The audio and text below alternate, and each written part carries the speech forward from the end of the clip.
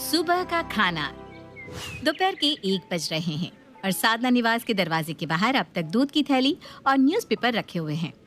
दरवाजे तो छोड़ो, खिड़कियां भी अब तक बंद है, मानो घर पर कोई हो ही ना। इस घर के लोग सुबह के वक्त घर पर रहते ही नहीं क्या दीदी? 2 दिन से देख रही हूँ दोपहर तक दूध की थैली और न्यूज़पेपर बाहर ही रहते हैं। तू अभी आई है ना, इसलिए तुझे पता नहीं। सभी लोग घर के अंदर ही है। 2 बहुएं हैं, सास ससुर भरा पूरा परिवार है। पर आदत ऐसे कि पूछो मत। 1 बजे के पहले इन लोगों की आंख नहीं खुलती, तो दूध की थैली अंदर करे कौन? जी बिल्कुल सही सुना आपने। साधना निवास एक ऐसा घर था जैसा घर आजकल की हर लड़की अपने सपने में देखती है। अरे भाई, किसे ऐसी सास नहीं चाहिए होगी जो खुद दोपहर में 12 बजे तक उठती हो। अब जब सास ही 12 बजे उठेगी तो बहुएं 1-2 घंटे और लेट तो उठेगी। 1 बज गया, उठना पड़ेगा। छोड़ो ना, 10 मिनट और सो लेती हूँ, 1:30 तक उठ जाऊंगी। 1 बज रहा है साधना, उठ भी जाओ। कौन है भाई? कौन बोल रहा है सुबह सुबह? आप यहाँ क्या कर रहे हैं? अरे हाँ, मैं भूल गई, ये आपका भी कमरा है। बड़ी जल्दी उठ जाते हैं आप भी। जाइए, दूध आ गया होगा, चाय बनाकर पी लीजिए, मैं सो रही हूँ। वो तुम्हारा स्पेशल दूध वाला भी तुम्हारी तरह है। सुबह से बिना चाय के बैठा हूँ मैं। ठीक 1:05 पर ही दूध की थैली बाहर रखता है। तो मैं क्या करूँ? रोज 12 बजे उठती हो, आज 1 बज गया है। कल से 4 बजे उठना और उसके बाद सीधा रात में, ठीक है? 1 भी बज गया? अरे पता ही नहीं चला। जरा सी धूप नहीं है, कैसे पता चले कि 1 बज रहा है? ठंड कितनी है। उफ, मुझे तो लगता है सारी दुकानों को बंद कर देना चाहिए। अब जब सूरज देवता ही नहीं निकलेंगे तो हम लोग अपने घरों से निकल कर क्या करेंगे, है कि नहीं? सूरज देवता अपने सही समय पर उठकर आसमान में अपनी किरणें फैला चुके हैं, पर किरणों को देखने के लिए आपको भी तो इस बिस्तर और रजाई को छोड़कर अपने चरण कमलों को धरती पर रखना होगा। दोपहर की 1 बजे अलार्म की आवाज से सुमन की आंखें खुलती है। उठने का समय भी हो गया, अभी अभी तो सोई थी। क्या जीवन है, आदमी 2 घंटे चैन से सो भी नहीं सकता। ये थी साधना निवास की आम सुबह, जहां सास और बहुएं 1 बजे तक किसी तरह से बिस्तर को छोड़ने के पहले सोच विचार कर रही थी कि बिस्तर छोड़ा जाए या नहीं। दरवाजा खोलकर सुमन बाहर रखी दूध की थैली और न्यूज़पेपर को अंदर लेकर आती है। न जाने ये कौन सा न्यूज़पेपर मंगवाती हो तुम तीनों, कि जाकर एक बार उठा भी लूं तो पढ़ ना सकूं। चुगली एक्सप्रेस, ये कौन सा पेपर हुआ भाई, जिसमें न्यूज़ के नाम पर ये डेटा होता है कि किस घर की बेटी कब भागी, किसकी शादी किससे होने वाली है। तो सरकार क्या फेर बदल कर रही है? वही तो रहता है, किस जगह में कौन सा कुआं खोदने वाला है। उसे देखकर हम लोग क्या करेंगे? ए बहू, मेरे लिए कॉफी बनाना, चाय पीने से वजन बढ़ रहा है। सोने से वजन नहीं बढ़ रहा होगा ना, तुम्हारे बिस्तर पर तो वो ऑटोमेटिक फैट चूसने की मशीन लगी हुई है ना। सो जाओ और दिमाग के साथ फैट भी खत्म हो जाएगा। आप ही क्या पापा जी, जब देखो मम्मी से कोई ना कोई बात पर बहस करते रहते हैं। मुझे तो लगता ही नहीं कि करण और प्रेम भैया आपके ही बेटे हैं। देखिए दोनों किस तरह आराम से पैर फैलाए सो रहे हैं। मैं उन्हें जाकर उठा आती हूँ मम्मी जी। यहाँ स्कूल गए हुए बच्चे वापस अपने घर आने लगे हैं। कुछ लोग तो दोपहर की नींद भी लेने जा रहे होंगे। और अभी हमारे घर के सुपुत्र साधना पुत्र श्री श्री 108 करण और प्रेम 14 घंटे की नींद लेकर उठेंगे। मेरा मतलब है कि उन्हें उठाया जाएगा। अब जो लोग 1 बजे उठे हैं, उन्हें चाय नाश्ता करने में 3 साढ़े 3 तो बजेंगे ही। 3 बजे सभी साथ में बैठकर नाश्ता कर रहे होते हैं कि तभी साधना के फोन की घंटी बजती है और फोन पर फ्लैश हो रहे नाम को देखकर साधना के हाथ कांपने लगते हैं। दीदी, आपने कहीं दीदी से मेरी चुगली तो नहीं कर दी? या दीदी मुझे क्यों फोन कर रही है? हेलो दीदी, कैसी हैं आप? कैसी है बढ़िया ही। जानबूझकर हालचाल पूछने में समय निकाल देगी, फिर कहेगी घबरा कर मेरे हाथ से फोन गिर गया और ऑफ हो गया। जानती नहीं हो क्या मैं तुझे? अरे नहीं नहीं दीदी, आप मेरी सिर्फ नाना दी नहीं, मेरी सास के बराबर है मेरे लिए। आपका हुक्म सर आंखों पर दीदी। अब इसके पहले कि तेरे हाथों से फोन गिर जाए, शांति से सुन। दिल्ली में वेट लिफ्टिंग कंपटीशन में पार्ट लेने आ रही हूँ मैं। अब दिल्ली में न जाने किस होटल में मुझे रुकना पड़ेगा। वहाँ मेरे लायक पौष्टिक खाना, साफ सुथरा होटल मिले ना मिले। तू तो जानती है मेरा स्वभाव, मुझे सब कुछ साफ सुथरा पसंद है। इसलिए मैं सोच रही हूँ तेरे ही पास रुक जाऊँ। जो तैयारी करनी है शाम तक का वक्त है, कर लेना। कल सुबह 8 बजे मेरी ट्रेन स्टेशन पर आ जाएगी। और हाँ, किसी को मुझे लेने आने की जरूरत नहीं है, मैं खुद पहुँच जाऊंगी। ये कहकर चारुलता फोन रख देती है और साधना के कानों में लगे लगे ही फोन नीचे गिर जाता है। क्या हो गया मम्मी जी? ऐसा क्या कह दिया उन्होंने? और कौन था कॉल पर? कौन सी दीदी? याद मत दिला बहू, याद मत दिला। वो बड़ा खौफनाक मंजर था। शादी होकर अपने ससुराल में आई थी मैं, बस 1 हफ्ता ही हुआ था। मैं आराम से अपने कमरे में सो रही थी। कौन है? कौन है? 8 बज रहे हैं, उठ जाओ। 8 बजे? 8 बजे कौन ऐसे उठाता है? हे भगवान, ऐसा तो कोई अपने दुश्मन के साथ भी ना करे। सुबह सुबह चेहरे पर पानी डाल देना। क्या बीती होगी आप पर mummy ji. I am feeling so sorry for you. 8 बजे सूरज निकलता भी होगा क्या? मतलब मुझे तो यही समझ में नहीं आ रहा कि 8 बजे लोग करते क्या होंगे। है मम्मी जी, क्या करते होंगे? वो तो जब दीदी आएगी तो तुम सबको समझ में आ ही जाएगा कि 8 बजे लोग क्या करते हैं। कभी 1 बजे के पहले तुम लोग उठे भी हो, जो तुम्हें पता भी चले कि घड़ी में सुबह के 8 भी बजते हैं। 7 बजे तक दीदी नाश्ता कर लेती है, बाकी अब तुम लोग समझ लो। ये सुनते ही साधना के साथ साथ उसकी बहू और बेटे घबरा जाते हैं, क्योंकि कल किसी भी तरह उन्हें 8 बजे उठना ही था। आखिरकार चारुलता जो आने वाली थी, और क्या था। सुबह 3-4 बजे तक सोने वाले साधना निवास के लोग आज 10 बजे ही सोने के लिए तैयार हो जाते हैं। कैसे 8 बजे मैं उठूंगी? फिर तैयार भी होना है। कैसे क्या होगा, कुछ समझ में नहीं आ रहा मम्मी जी। मैंने तो 3 बजे से लेकर 7 बजे तक का अलार्म लगा दिया है। हर आधे आधे घंटे पर अलार्म बजता रहेगा, तो कैसे ना कैसे 8 बजे तक तो उठ ही जाऊंगी मैं। और तभी सुमन नई साड़ी पहनकर बिंदी लगाकर अपने कमरे से बाहर आती है। इस वक्त तुम कहाँ जा रही हो, वो भी साड़ी पहनकर? मैं कहाँ जाऊंगी इतनी ठंड में, कहीं भी ना ना ना। 8 बजे तक तैयार रहना है तो 7 बजे तक तो उठना ही पड़ेगा। इसीलिए मैंने सोचा अभी तैयार होकर ही सो जाती हूँ। सीधा 8 बजे उठूंगी और बुआ जी को मीटिंग रेडी मिलूंगी। यह तो बहुत सही दिमाग लगाया सुमन। मैं भी तैयार होकर ही सो जाती हूँ। मैं भी तैयार होने जा रहा हूँ। और सभी तैयार होकर ही सो जाते हैं। और अपने कहे मुताबिक चारुलता 8 बजे घर की बेल बजा देती है। बेल की आवाज़ सुनते ही सभी एक साथ भागते हुए दरवाजे पर पहुंचते हैं। नमस्ते दीदी। हाँ नमस्ते। अब हट परे, मेरी बहुओं से मुझे मिलने दे। दोनों लड़कों की शादी में मेरा आना ही नहीं हो पाया था। पहली बार गंगा स्नान पर गई हुई थी और दूसरी बार 4 धाम की यात्रा पर। लड़कियां तो दोनों ही प्यारी है, दिल खुश हो गया। क्या नूर है चेहरे पर। वैसे तुम दोनों भी कहीं अपनी सास की तरह लेट से तो नहीं उठती? नहीं नहीं नहीं बुआ जी। बैठिए ना बुआ जी, मैं अभी आपके लिए चाय नाश्ता लेकर आती हूँ। चाय नाश्ता और अभी? मानना पड़ेगा सुरेश, मेरे भतीजे की बहू तो बड़ी मजाकिया है।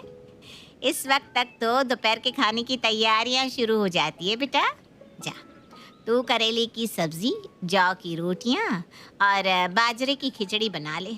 और बीट रूट का जूस सही रहेगा। अरे वाह दीदी, करेले की सब्जी खाए तो लगता है जमाना हो गया।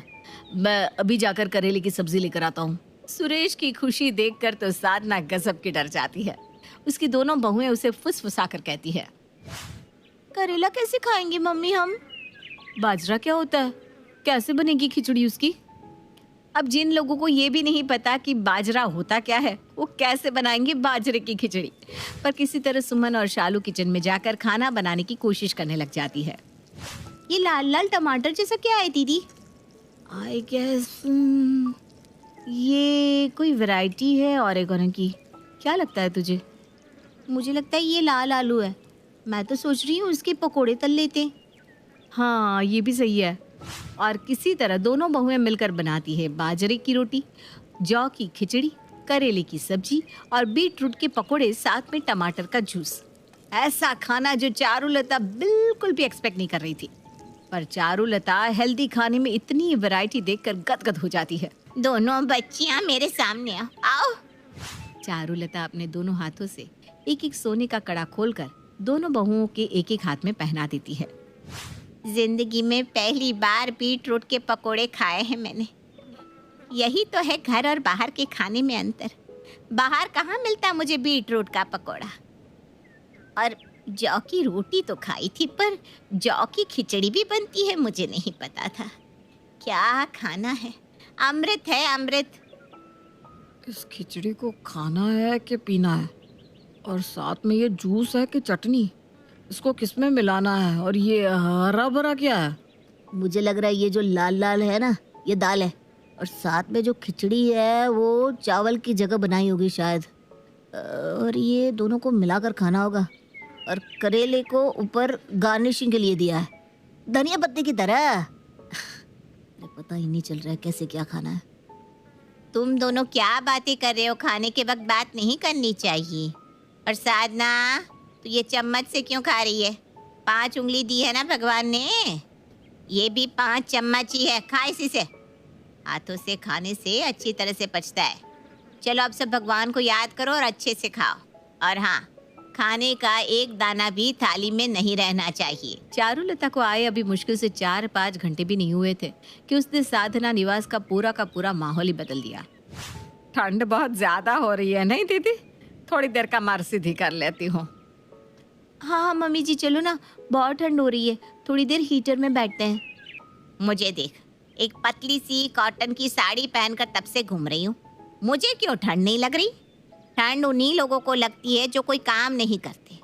ठंड लग रही है ना? चलो उठो तुम तीनों और घर की सफाई में लग जाओ। ये दीवारों पर इतनी धूल कैसे है? घर में सब कुछ नौकर पर छोड़ दोगे तो आलस के कारण शरीर में 100 बीमारियां होंगी। उससे अच्छा खुद ही काम कर लो। साधना, जा तू छत साफ कर।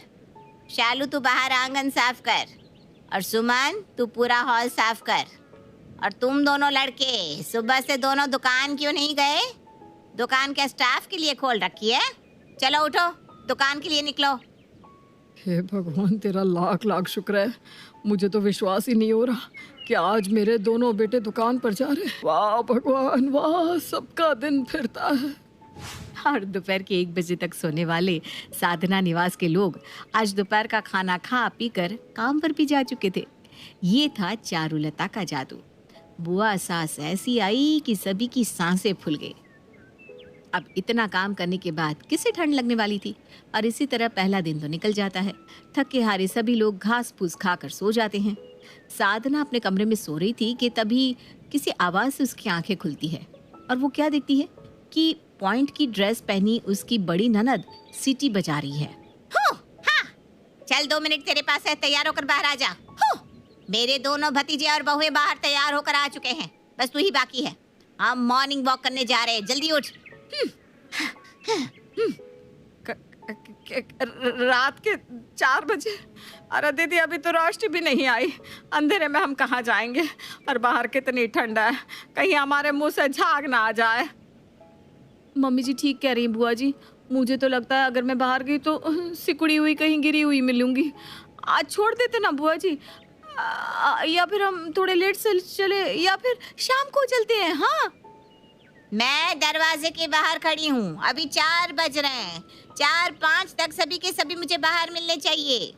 जिन लोगों को पता भी नहीं था कि सुबह 4 बजते भी हैं, आज उन लोगों को सुबह 4 बजे दिल्ली की कपकपाती ठंड में जॉगिंग सूट पहनकर वॉक पर जाना पड़ रहा था। साधना के साथ उसके दोनों बेटे, बहुएं, पति सभी चारुलता के साथ वॉक पर निकल जाते हैं और 2 घंटे की लंबी एक्सरसाइज के बाद सभी घर वापस लौटते हैं।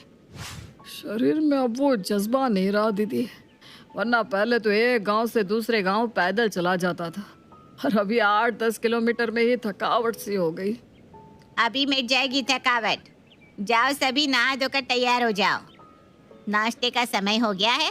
मैं आज तुम लोगों के लिए स्पेशल नाश्ता बनाती हूँ, जाओ रेडी होकर आ जाओ। 2 घंटे की लंबी मॉर्निंग वॉक एक्सरसाइज के बाद घर आकर कोई सोफे पर तो कोई बिस्तर पर बेहोश पड़ा था। और उसके बाद चारुलता उन्हें कहती है कि जाकर तैयार होकर आओ। कैसे संभव था? पर किसी के पास कोई दूसरा चारा भी नहीं था। अपने हाथ पैरों को किसी तरह उठाकर सभी बाथरूम में जाकर एक एक कर तैयार होकर आते हैं और सामने प्लेट पर उन्हें परोसा हुआ मिलता है पपीता और साथ में करेले, अदरक और खीरे का जूस। ये क्या है बुआ? एक तो ऐसा खाना और वो भी इतना कम। ये एक्स्ट्रा तेल मसाला भुना हुआ खाना खाने के कारण तुम सभी के शरीर की ये हालत हो गई है। पपीते को खाओ, इससे शरीर में ताजगी महसूस होगी। और ये जूस बस 1 गिलास पी लो, ऐसी तरंग आएगी कि तू खुद बोलेगा कि बुआ वॉक पर चले। करण और चारुलता बात कर ही रहे थे कि प्रेम टीवी ऑन करता है। ये खाने के वक्त टीवी किसने चालू कर दिया? जा सुरेश, टीवी बंद करके आ। खाने के वक्त तुम लोग टीवी देखते हो, यही कारण है कि तुम सबका शरीर इतना कमजोर हो गया है। अब जल्दी जल्दी नाश्ता करो और सब अपने अपने काम पर लग जाओ। मानना पड़ेगा दीदी, तुम्हारे आते ही सभी की हरकतों में बदलाव आ गया है।